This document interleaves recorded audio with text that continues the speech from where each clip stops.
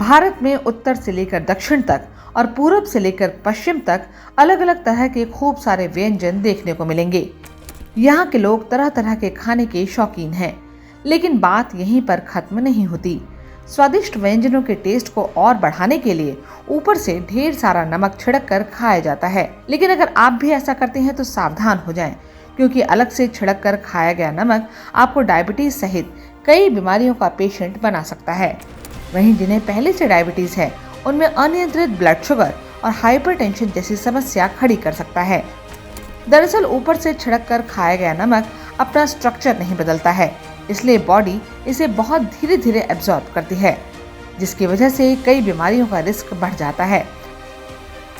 वहीं जब नमक खाने के साथ पक जाता है तो इसके आयरन का स्ट्रक्चर बदल जाता है और आपकी बॉडी इसे जल्दी एब्जॉर्ब कर लेती है।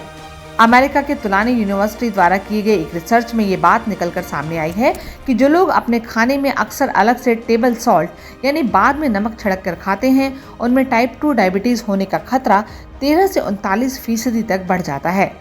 ज्यादा नमक खाने से मोटापा, diabetes, heart disease, kidney disease, blood pressure, शरीर में सूजन, हड्डियों की कमजोरी जैसी समस्याएं आ सकती हैं। यानी इतनी सारी बीमारियों की जड़ है ये नमक। WHO की गाइडलाइंस के मुताबिक एक स्वस्थ व्यक्ति को दिन में सिर्फ 6 ग्राम नमक लेना चाहिए।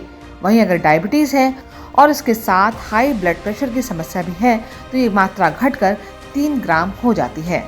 नमक के साथ देखिए डायबिटीज़ का ऐसा सच कोई प्रॉब्लम नहीं होता है, बट डायबिटीज़ के बाद क्या होता है ना कि हमें other diabetes related complication start होते हैं, जैसे कि बीपी। तो उस टाइम कहा जाता है कि अगर आपको डायबिटीज़ है तो आप नमक थोड़ा अपने डाइट में कम कर लीजिए। जैसे फॉर एग्जांपल आप 6 ग्राम पर डे आप आराम से कंज्यूम कर लीजिए। आपको अवॉइड करना है ऊपर के नमक, जैसे सॉल्टेड फूड हो गए या फिर आपके जो अचार हो गए, ये सब की मात्राएं धीरे धीरे कम कर देने, ताकि हमें डायबिटीज़ से रिलेटेड कोई अदर बीमारी ना आए।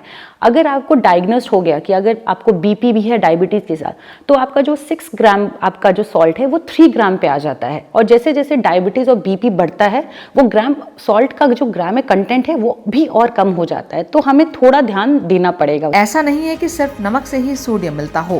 पैक्ड फूड, चटनी, अचार जैसे खाद्य पदार्थों में भी काफी ज्यादा नमक होता है। हमें इसका भी ध्यान रखना चाहिए।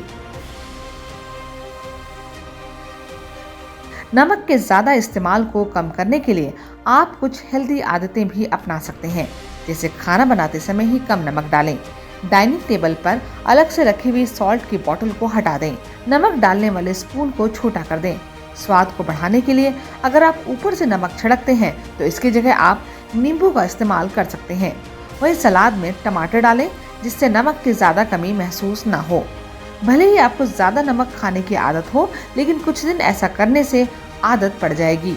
लेकिन यहाँ एक बात का और ध्यान रखना होगा, नमक एक ज़रूरी मिनरल है जिसकी शरीर को बड़ी मात्रा में ज़रूरत होती है, इसलिए इसको पूरी तरह से ना छोड़ें। नमक में सोडियम और पोटेशियम दोनों मौजूद होते हैं। सोडियम इंसान के शरीर में पानी का सही लेवल बनाने से लेकर ऑक्सीजन और दूसरे पोषक तत्वों को सभी ऑर्गन्स तक पहुंचाने में मदद करता है। इसकी वजह से हमारी वस्कुलर हेल्थ, नर्व्स यानी तंत्रिका में एनर्जी आती है। सीमित मात्रा में नमक हमारे शरीर के लिए बहुत ज़रूरी है।